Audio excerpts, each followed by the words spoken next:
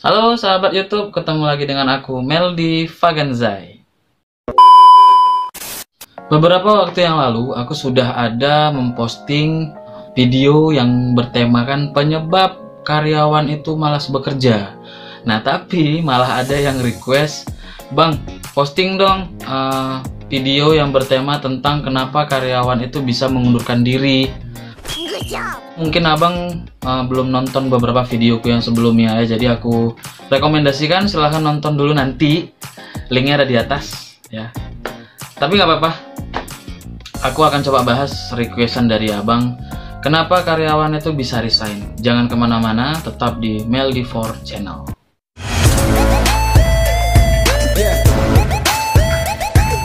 Benar sih, memang perusahaan itu sangat mengidam-ngidamkan karyawan yang mampu berkontribusi dengan baik di perusahaan, lalu bisa berloyalitas dan bertanggung jawab sesuai dengan PIC yang sudah diberikan. Pastinya juga banyak perusahaan yang kepingin punya karyawan yang berani mati untuk mengejar target demi kemajuan perusahaan. Kemudian begitu juga seorang karyawan yang berani untuk mengorbankan seluruh waktunya hanya untuk bekerja. Kenapa? Karena ada beberapa karyawan yang berprinsip dunia kerja itu sama halnya seperti kompetisi. Nah, jadi harus semangat dan giat dalam mengejar target.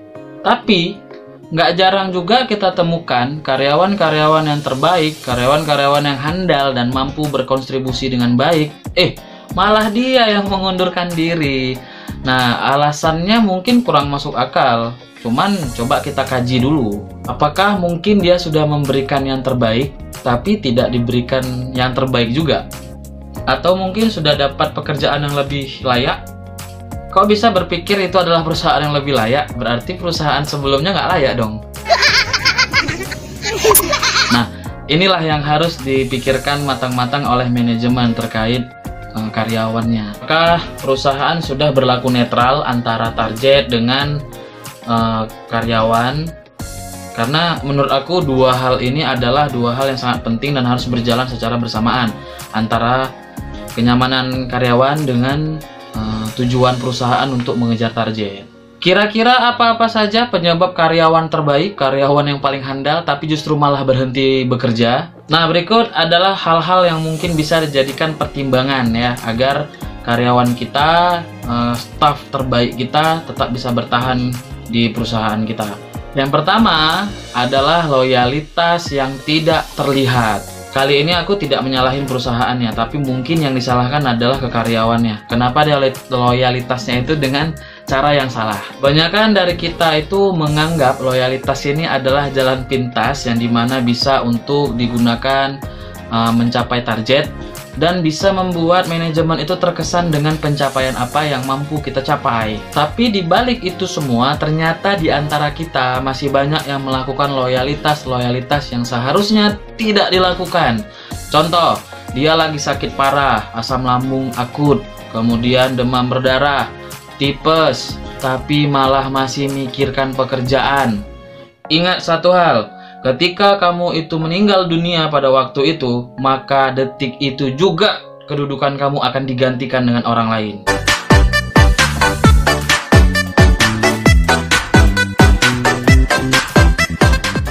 Nah, inilah yang mungkin dari sisi lain, orang-orang itu akan memandang bahwasanya loyalitas itu tidak akan terlihat oleh manajemen. Nah, akhirnya akan membuat mereka itu mental block, membuat mereka itu malas bekerja. Dan ujung-ujungnya apa? Mengundurkan diri. Boleh loyalitas, tapi bukan berarti harus memporsir kerja itu dari pagi sampai ke pagi lagi. Enggak. Tapi bagaimana caranya dari pagi sampai sore target kamu tercapai dengan waktu yang pas. Nah, sehingga tidak mengorbankan kesehatanmu dan tidak sampai merenggut nyawamu ya. Yang kedua adalah suasana kerja yang tidak kondusif. Nah, udahlah suasana kantornya itu menyeramkan, mencekam, lalu belum lagi ada makhluk-makhluk abstrak yang lagi drama di ruangan kerja kita. Ditambah pula dengan suasana kekeluargaan yang tidak harmonis dengan karyawan-karyawan yang lain. Nah, belum lagi mendapatkan supervisi yang nggak logika dari atasan. Disuruh A, disuruh B, tapi jam 12 malam. Disuruh C, disuruh D, tapi pada saat dia itu sedang libur. Perihal poin yang kedua ini, sebenarnya apa sih yang harus dilakukan dengan kondisi suasana kerja yang seperti itu? Kalau menurut aku pribadi, harus bisa beradaptasi. Ya, beradaptasinya gimana? Kita tidak akan bisa memaksa mereka semua ikut dunianya kita. Kita maunya dapat suasana kerja yang nyaman. Ternyata lingkungan kita tidak mendukung itu. Jadi kitalah yang harus beradaptasi ke lingkungan kerja ya. Walaupun kita tahu suasananya itu tidak harmonis dan tidak ada kekeluargaannya. Poin ketiga, yaitu tidak adanya apresiasi ya. Sudah menjadi lumrah di dalam dunia kerja bahwasanya si karyawan itu kerja dengan loyalitas yang baik, handal, kemudian dapat dipercaya dan bertanggung jawab. Semata-mata mereka juga menginginkan apresiasi yang terbaik juga untuk dirinya. Nah, misal mendapatkan nilai terbaik saat penilaian tahunan, mendapatkan insentif, mendapatkan promosi jabatan, tapi malah kebalik ya. Semuanya itu menjadi sebuah tahayul. Karyawan terbaik ini malah dinilai sama dengan karyawan-karyawan yang biasa saja. Kinerjanya tidak sebaik dengan yang dia rasakan. Akhirnya terlintaslah olehnya untuk mengundurkan diri. Kenapa? Karena dia ingin mencari perusahaan lain yang harapannya bisa memberikan semua apa yang dia inginkan selama ini.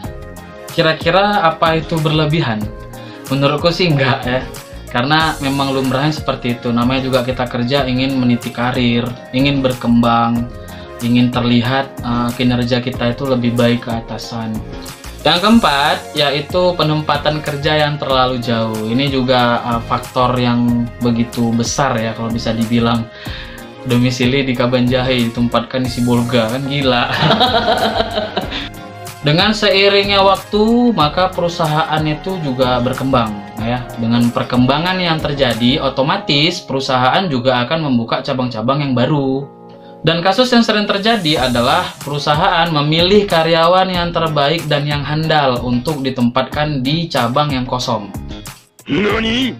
Tanpa memikirkan efek yang akan dirasakan kepada karyawan tersebut.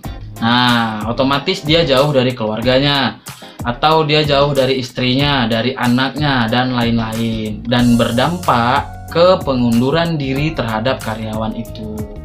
Nah, terkait kasus yang nomor 4 ini sebenarnya itu cuman kurang pendekatan aja ya. Kalau seandainya dia bisa pendekatan yang lebih lagi ke manajemen, mungkin dia bisa request untuk penempatan di domisilinya aja. Jadi dekat dengan keluarganya, dekat dengan anak dan istrinya. Itu tadi adalah 4 hal yang mungkin penyebab utama kenapa karyawan terbaik, karyawan terhandal di perusahaan itu malah resign, malah mengundurkan diri. Hello, motherfucker. Kesimpulan yang bisa aku tarik gini ya, kalau seandainya teman-teman ngerasa udah jenuh dengan pekerjaan di perusahaan itu, mau mengundurkan diri dengan alasan-alasan yang nggak masuk akal, coba teman-teman pulang ke rumah, tinggalkan pekerjaan hari itu, lalu ke rumah coba lihat wajah istrimu, wajah anakmu, wajah keluargamu dan orang tuamu. Nah, kira-kira satu alasan itu bisa nggak membuat teman-teman itu untuk stop memikirkan mengundurkan diri? Karena apa? Kita kerja untuk siapa? Untuk anak kan? Untuk istri kan? Untuk orang tua kan? Dan lain-lain.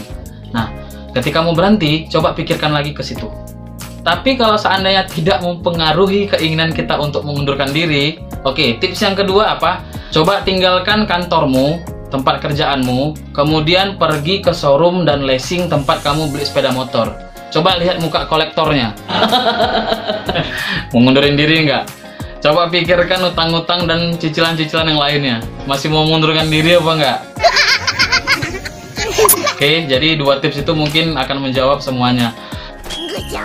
Nah, mungkin itu aja yang bisa aku sampaikan buat teman-teman semua. Kalau seandainya teman-teman pengen aku membawakan satu buah konten tentang apa gitu ya, seputar pekerjaan yang bisa membangun suasana hati kita terkait pekerjaan, silakan boleh komentar di kolom komentar. Kemudian silakan subscribe.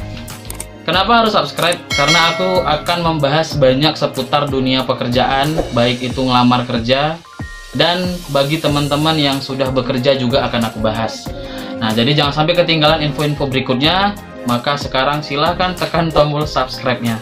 Kalau suka dengan channelku, silahkan di like, kemudian berikan saran yang positif melalui kolom komentar, dan jangan lupa nyalakan loncengnya. Kalau begitu, terima kasih, selamat sore dan selamat menunaikan ibadah puasa. Aku Meldi Faganzai di Meldi 4 Channel.